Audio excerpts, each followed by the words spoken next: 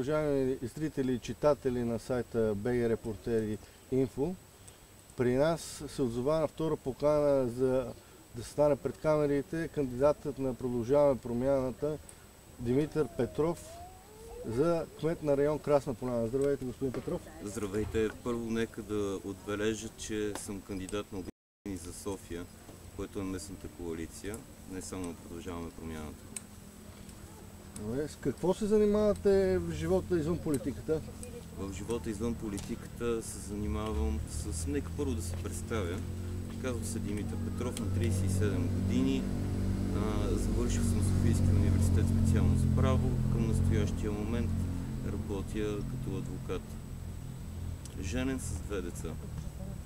От кога се занимавате с политика и защо избрахте да се реализирате, така както казахте, Обединение за София? Започнах да се занимавам с политика в момента, в който реших да се кандидатирам за кмет на район Красна поляна. Причината да се кандидатирам беше, че съм издигнат от Продължаваме промяната, като бях получил редица номинации, тъй като подпомагам дейността на Продължаваме промяната от самото начало като проект. Тук следва да отбележа, че всички ние, кандидатите за районни кметове, независимо за кои райони, сме кандидати на Обединение за София. И всяка една от нашите кандидатури е минала през съветите както на Демократична България, така и на Спаси София. Така че смятам, че всички ние, включително и общински съветници, сме кандидати на Обединение за София, независимо от политическата принадлежност. Каква е вашата визия за развитието на район Красна поляна?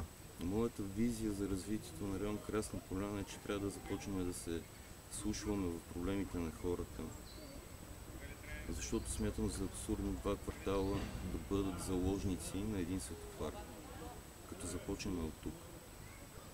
Хората имат нужда да бъдат чувани, да бъдат разбирани. Причината да се намираме тук е точно тази.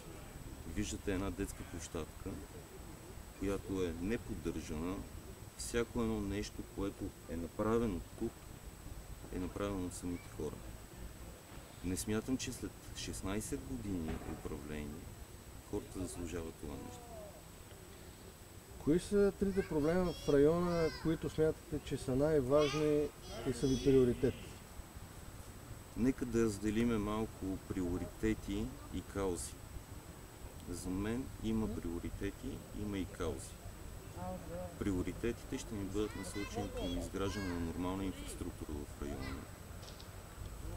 Осветеност, тъй като районът ни е изключително тъмен нощно време, което предразполага към извършването на престъпления.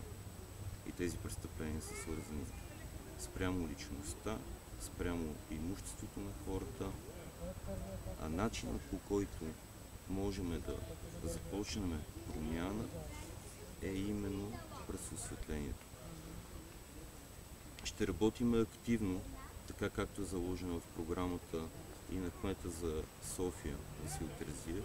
Ще работим за облагородяване на площадките и облагородяване на районите. Район Красна поляна има крещяща нужда да започне да се прави.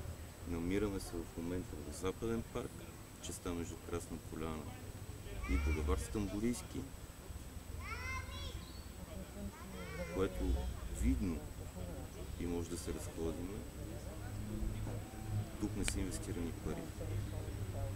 Това нещо следва да започне леко по леко да се коригира. Кои от другите кандидати определяте като най-сериозен конкурент за балотаж? Смятам, че всеки един от кандидатите носи своята сила, своята възможност да стигне до балотаж. Основните опоненти на този етап са кандидатите както на ГЕРБ, така и на БСП.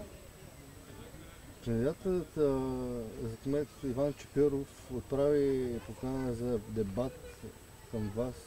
Готов ли сте да излезете на дебат пред камерите? Няма проблем, само преди няколко дена дебатирахме за проблемите в район Красна поляна пред БНР. Добре. Благодаря ви още веднъж за поканата, че се съгласихте да станете пред камерите на БГ Репортери Инфо. Аз благодаря за отправената покана.